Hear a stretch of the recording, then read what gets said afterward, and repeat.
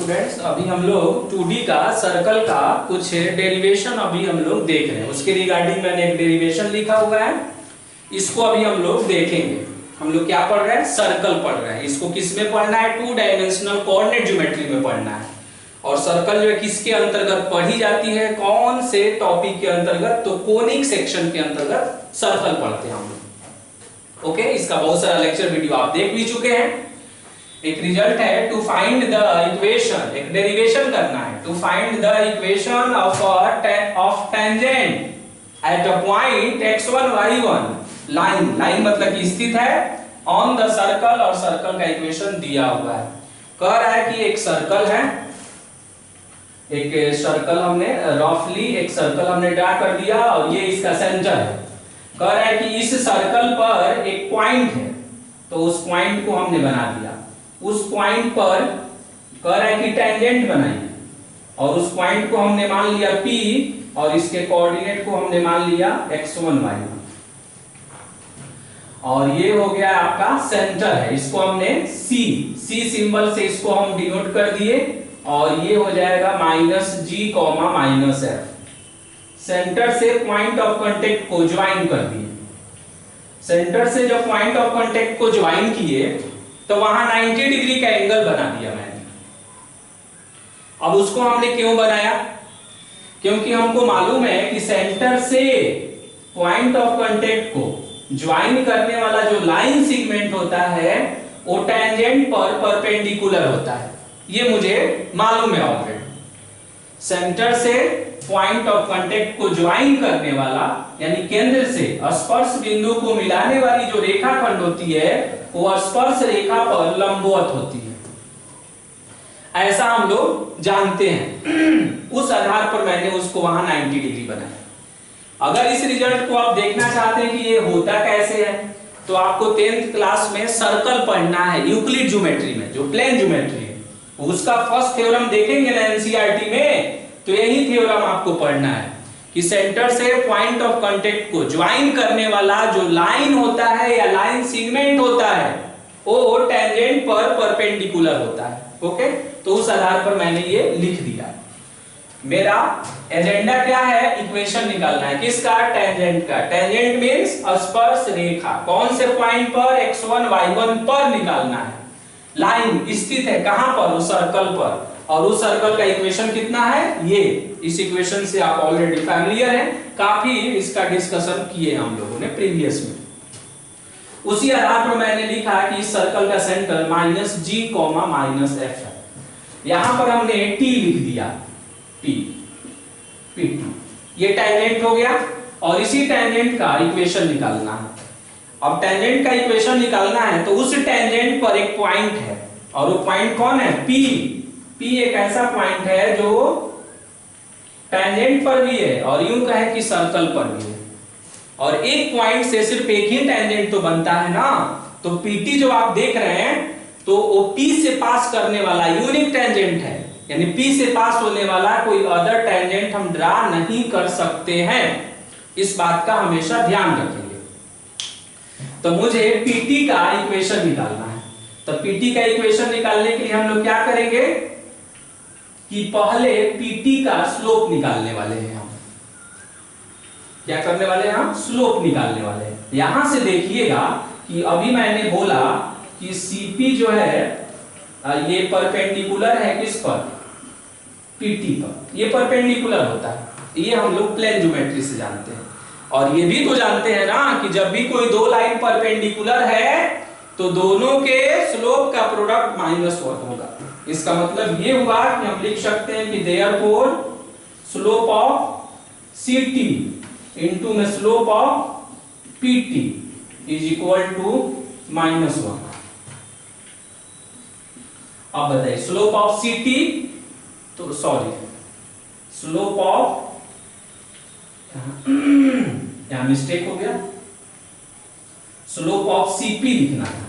Slope of CP और slope of PT दोनों का प्रोडक्ट -1 होगा, क्योंकि ये हम लोग जानते हैं कि जब भी कोई दो लाइन परपेंडिकुलर होगा तो दोनों के स्लोप का प्रोडक्ट -1 होगा। इस आधार पर मैंने लिख दिया।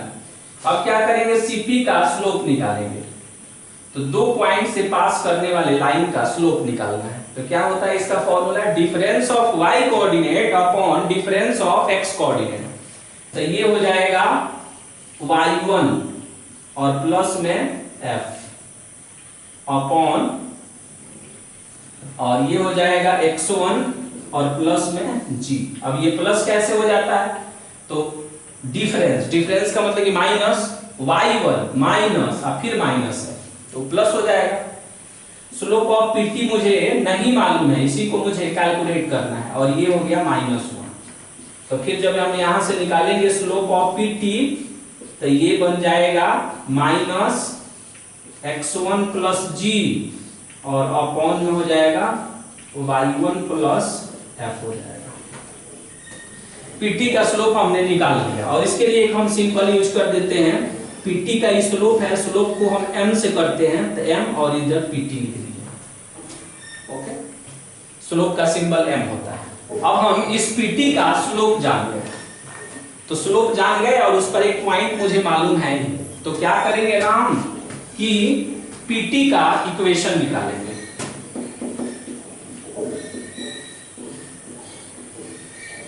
इक्वेशन ऑफ पीटी किसका यूज करके, तो हम यहाँ यूज कर रहे हैं यूजिंग PSL। एक फॉर्मूला का वैरायटी होता है पॉइंट स्लोप फॉर्म, मतलब कि एक कोई भी एक लाइन है उस पर एक पॉइंट का कोऑर्डिनेट मालूम है, उसका स्लोप मालूम है, तो उसी को हम बोलते हैं पॉइंट स्लोप फॉर्म। और ये आप स्ट्रेट लाइन में आपने पढ़ा होगा y माइनस y1 और m, किसका स्लोप हम यूज करेंगे pt, तो m pt लिख लेंगे और x माइनस x1। वही अगर पासिंग पॉइंट अल्फा बीटा रहता तो यहाँ लिखते अल्फा और यहाँ लिखते बीटा।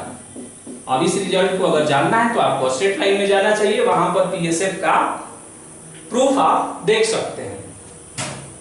अब यहाँ पुटिंग करेंगे तो y माइनस y1 वैसे ही रहेगा। अच्छा, PT का स्लोप बताइए, तो PT का स्लोप हमने ऑलरेडी कैलकुलेट किया है माइनस, और ये है x1 प्लस g और अपॉन में y1 प्लस f, और यहां हो जाएगा x माइनस x1। अब इसको क्रॉस मल्टीप्लाई करेंगे, तो क्रॉस मल्टीप्लाई करेंगे तो कितना आएगा y माइनस y1, और ये हो जाएगा y1 plus f is equal to minus x1 plus g, और ये हो जाएगा x माइनस x1। अब इसको मल्टीप्लाई करेंगे, तो मल्टीप्लाई करेंगे तो टोटल 4 टर्म्स आएगा इसमें, तो ये हो जाएगा y1, ये हो जाएगा fy माइनस में y1 स्क्वायर, और ये हो जाएगा fy। ओके, और इधर देखिए इसको मल्टीप्लाई भी करना है, और यहाँ माइनस है तो साइन भी चेंज करना है, तो ये कितना हो जाएगा माइनस x1। अच्छा, फिर यहां से जब मल्टीप्लाई करेंगे तो माइनस x1 स्क्वायर, तो उसको बना देगा प्लस में x1 स्क्वायर, gx तो माइनस में कर देगा gx। ओके, और ये हो जाएगा माइनस में gx1, आई माइनस कर देगा प्लस में gx1। अब क्या करिए कि जिसमें जिसमें x1 दिख रहा है, x1 y1, इस सारे रिजल्टों को एक साइड में करिए, और जो x वाला जो कैंडिडेट है उसको सब एक साइड में करिए। तो क्या हो जाएगा, यहां से आप देखेंगे कि इसको अगर उधर ट्रांसफर कर देंगे तो कितना हो जाएगा, यहां से जैसे ये मल्टीप्लाई जब कर रहे थे हम तो y से y1 किए थे, यहां से y को f से किए थे, उस तरह कर करके मैंने मल्टीप्लाई करके लिख दिया। अब इसे मुझे क्या करना है ना कि अरेंज करना है। क्या करना है, अरेंज करना है। तो अरेंज करने में देखिए कैसे कर रहे हो, ये जो देख रहे हैं आप माइनस में gx और ये देख रहे हैं आप fy, हो गया। इन दोनों को एक साइड में हम करते हैं, तो एक साइड में करेंगे तो कितना हो जाएगा, gx हो जाएगा और प्लस में कितना हो जाएगा, fy हो जाएगा। कितना हो गया, gx हो गया प्लस में fy। अच्छा, अब इसको भी इधर हम ट्रांसफर कर लेते हैं, तो कितना हो जाएगा, ये x1 और प्लस में हो जाएगा y1। ओके, और बाकी सब RHS में लिखते हैं, तो ये बन जाएगा x1 का स्क्वायर प्लस में y1 का स्क्वायर और बताइए कितना होगा gx1 और प्लस में आएगा fy1। ओके, अब इसमें देखेंगे कि यहां से ये जो इसका एक रिजल्ट इसमें यूज करना है मुझे। तो ये जो पॉइंट आप देख रहे हैं ना, ये पॉइंट इसके सर्कल पर है, तो सर्कल पर है तो सर्कल के इक्वेशन को सेटिस्फाई करेगा। तो सर्कल के इक्वेशन को सेटिस्फाई करेगा तो सोचिए कि ये सर्कल का इक्वेशन है और वो पॉइंट इसे सेटिस्फाई करेगा, तो क्या बनाएगा x1 का स्क्वायर y1 का स्क्वायर 2gx1 2fy1 प्लस में c। ऐसा ही रिजल्ट मुझे RHS में लाना है। तो देखिए अब यहां से अब आप देखेंगे तो मालूम चलेगा वहां पर यहां पर कि gx1 है और मुझे चाहिए क्या 2gx1। तो अब हम क्या करेंगे ना, उसमें ऐड करेंगे। अब देखिए ऐडिंग में क्या क्या करते हैं हम, ऐडिंग। तो gx1 एक है लेकिन हमको 2gx1 चाहिए, तो gx1 एक ऐड कर देंगे। और देखिए fy1 एक है और एक और fy1 ऐड कर देंगे, अब प्लस में c। ये रिजल्ट हम दोनों साइड में ऐड करेंगे, तभी आपको मालूम चलेगा कि इसको ऐड करने से मुझे क्या बेनिफिट है। तो देखिए अब क्या बेनिफिट होने वाला है, मुझे टेंजेंट का इक्वेशन बनाना था, तो अब इसको हम ऐड करेंगे। तो ऐड करेंगे तो कितना हो जाएगा ये, अब देखिए यहां पर है gx है और प्लस में कितना हो जाएगा fy है, प्लस में x1 है, प्लस में y1 है, और ये फिर बन जाएगा gx1 प्लस में fy1 और प्लस में c इज इक्वल टू, और उधर कितना हो जाएगा तो x1 का स्क्वायर y1 का स्क्वायर 2gx1 2fy1 और प्लस में कितना हो गया c हो जाएगा। ओके, आप ऐड करके देख लेंगे यही आएगा। अब देखेंगे ना कि ये RHS वाला जो रिजल्ट है ये वाला, तो यहाँ पर हम एक बना सकते हैं यहाँ पर रिजल्ट कि सिंस, यहीं पर हम लिख देते हैं यहाँ पर कि since p x1 y1 lies on the circle, lies on the circle। तो सर्कल के इक्वेशन को सेटिस्फाई करेगा, तो x1 का स्क्वायर y1 का स्क्वायर 2gx1 2fy1 और प्लस में c इज इक्वल टू कितना हो जाएगा 0 हो जाएगा। ओके, यहाँ आप लिख लेंगे कि CP जो है परपेंडिकुलर है PT पर, यानी इसकी वैल्यू किसके इक्वल है 0 के इक्वल है। तो इसके जगह पर हम क्या करेंगे ना, कि पूरा जिसको हमने राउंड किया है उसके जगह पर हम 0 पुट कर देंगे। अब जो बच गया है उसे हम अरेंज कर लेंगे। तो देखिए यहाँ पर कितना आया है, यहाँ से आया है x1 प्लस में y1। अच्छा, ये g और ये g दोनों में से g का कॉमन बनाते हैं, तो ये हो जाएगा x प्लस x1। अब इन दोनों में से एक और आया होगा, उसमें से f का कॉमन बनाएंगे, इसमें और इसमें से। तो इसमें से f का कॉमन बनाया मैंने, तो क्या आया y प्लस y1 होगा, और प्लस में c है तो यहाँ c लिख दिया और इज इक्वल टू 0 लिख दिया। और इस तरह करके मैंने x1 प्लस में y1 और gx plus x1 fy plus y1 और प्लस में c इज इक्वल टू 0। अब ये जो रिजल्ट आप देख रहे हैं ना, ये रिजल्ट, यही रिजल्ट जो है टेंजेंट का इक्वेशन बताता है। यही जो रिजल्ट है ये इक्वेशन ऑफ टेंजेंट को इंडिकेट करता है। और कौन से पॉइंट पर, तो एट x1 y1।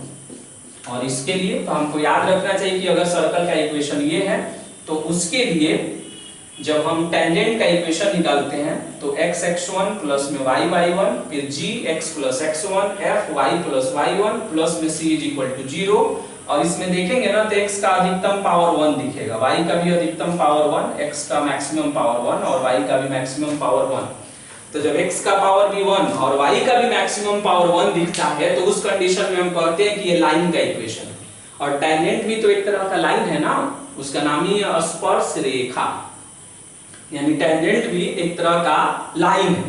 तो इस रिजल्ट को मुझे याद रखना है कि कोई अगर सर्कल दिया हुआ है और सर्कल पर एक पॉइंट है, उस पॉइंट से एक आप टेंजेंट ड्रा करते हैं तो उसका इक्वेशन हम इस फॉर्मूले से कैलकुलेट करते हैं। GFC कहां से लाएंगे, तो जो सर्कल का इक्वेशन दिया रहेगा उससे हम GFC कैलकुलेट कर लेंगे। x1 y1 कहां से लाएंगे, जो पॉइंट दिया रहता है उसी में फर्स्ट वाले कोऑर्डिनेट को x1 और सेकंड वाले को y1 सब इसमें लाकर पुट कर देंगे तो देखेंगे कुछ ऐसा इक्वेशन आपको दिखाई देगा, ax + by + c = 0। और आपको मालूम होगा कि ये इक्वेशन किसका है, ये लाइन का इक्वेशन है और टेंजेंट भी एक तरह का लाइन है। ओके, तो इस रिजल्ट को हम याद रखेंगे। अब इसमें ये भी देखेंगे ना कि जब हम सर्कल का इक्वेशन बदल देंगे, जैसे ये तो जनरल इक्वेशन हमने लिया था, अगर x² + y² = a² लेते, स्टैंडर्ड इक्वेशन भी अगर सेलेक्ट करते तो फिर यहां से टेंजेंट का जो इक्वेशन है वो चेंज होता। तो उसको भी बनाने का तरीका यही है। और ये जो लाइन है ना, ये बहुत इंपॉर्टेंट है, इसको मैंने कई बार बोला है कि कोई पॉइंट अगर किसी लाइन या कर्व पर स्थित है तो उसके इक्वेशन को सेटिस्फाई करेगा। ओके, और सर्कल का इक्वेशन जब बदलेगा तो इस इक्वेशन में भी चेंजिंग होगी, तो उसको आप कर लेंगे स्टैंडर्ड वाले का x² + y² = a²। सर्कल का इक्वेशन मानेंगे और फिर इसी तरह से बनाएंगे और एक रिजल्ट आप लाकर प्रूफ करेंगे और वही जो है टेंजेंट का इक्वेशन बनेगा। ओके, अब हम इससे और भी रिलेटेड कुछ बातें हैं उसको डिस्कस करेंगे, तब हम इससे रिलेटेड प्रॉब्लम